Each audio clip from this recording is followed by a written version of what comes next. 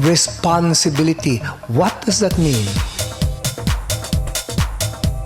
The basic belief of New Thought is a belief in accountability. You are accountable for everything that happens in your life.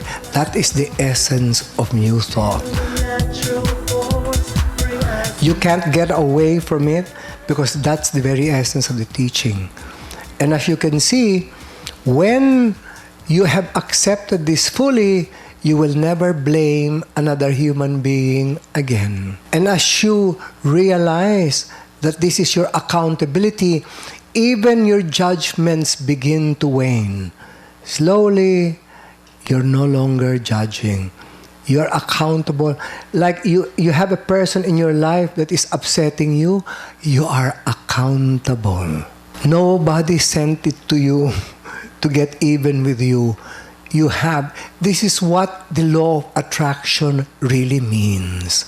It is accountability on all levels. So that if you attract 1 million, 20 million, 10 million pesos, it is also your accountability, and you can tap yourself on the shoulders, right?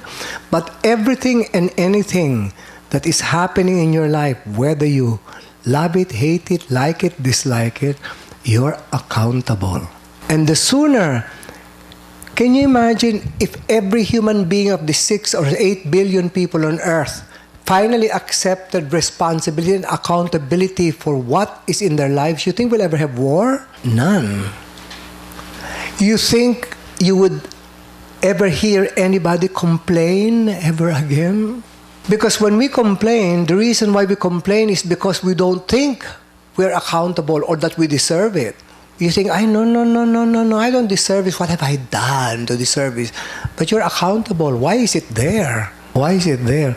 And sometimes you say, oh my God, but I thought I had gotten over this in consciousness. We talk about consciousness in the temple.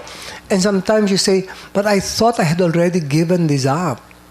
Like somebody in the temple who was decreeing for something. And the something did not happen the way the person wanted it to happen. And wow, he was upset, totally upset, and was really shouting to the universe, I don't believe you anymore. This kind of thing. And yet, when he finally got down to think about it, the universe did answer, except halfway. It's like, remember the example I used to give? Ask for a Mercedes-Benz, a Volkswagen arrived, and then you got angry at the universe for giving you the Volkswagen because you didn't get the Benz. You see, if you believed in accountability, you would have paused and say, okay, why only a Volkswagen? And then, thank you anyway. It's a car. It's a car. So, you have to understand that accountability, that is why I feel this accountability belief is so connected with reincarnation, which is another R, is because there are many things that happen in our lives that we cannot explain, especially when it comes to another R, our relationships. And if we cannot even pinpoint how we were accountable for that, and you can begin with your parents. Why are your parents this set of parents? You are accountable? Of course. And when you're talking to people and you talk this way, and they say, my God, that's against the Bible. Ah, really? Then you can go to John 9:12. You just look at them. John 9:12. And that particular chapter talks about how the disciples asked Jesus whether a person born blind is responsible for his blindness. And the answer was yes. To that extent, we are responsible. So that's another thing. This will remove from our consciousness the kawawa business, right? Kawawa naman ganon. Am I saying that we should not have any compassion? Of course we must be compassionate.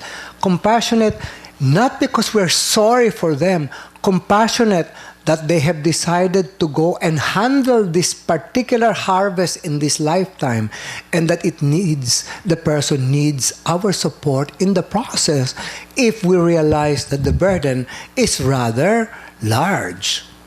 But then the person also decided that he or she could handle it in this lifetime, and therefore there's this enormous individual. Suddenly you have people who choose this kind of a father, this kind of a mother, and they're all, wow, how could you ever choose them?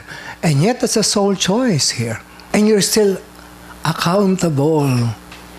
And if you really study reincarnation, you will know that those two people who are really, really upsetting you, who happen to be your parents today, once upon a time totally related to you, either somebody you could not release or could not forgive. If it happens naman to be a wonderful relationship, you know you're also accountable. You know it is a continuation of the wonderful relationship that was. It's like okay, ituloy natin yung kasiyahan, right? So please understand, when we talk of karma, we talk about responsibility. We talk about accountability. And when we're facing a challenge, and the normal feeling is, oh my God, how do I really deserve this? I've been so good. Especially when you thought, diba? You think, oh my God, I practice the principles, etc. Yeah? How come, if you are truly practicing the principles, how come you're still attracting certain things? It only means to say that you are not aware that certain practice you are not practicing. If you just made a checkout, forgiving, releasing, loving, tithing, and forgiving, blessing, there's something you're not doing. Are you handling your prompters? Or are you even aware about your prompters? The way, like when you say, I am rich, well, and happy, and every phase of my life is in divine order now. Prompter, may tao bang ganun? Para yatang kalokohan yung wala naman taong walang problema. That's a prompter. Which means to say, you have associated life with problems. But then the so-called problems don't even have to be problems in the ordinary sense of the word, na it's a burden. A problem could be something like a mental calisthenics. Something that you have to resolve, which if you don't resolve it, your brain goes dull anyway. You need to be able to go and exercise your mind and figure out what your emotions are going to be, how you're going to handle them in your life. And that depends. If you look at the people whose quality of lives, you say, how wonderful, how inspiring. You know they have gotten their acts together.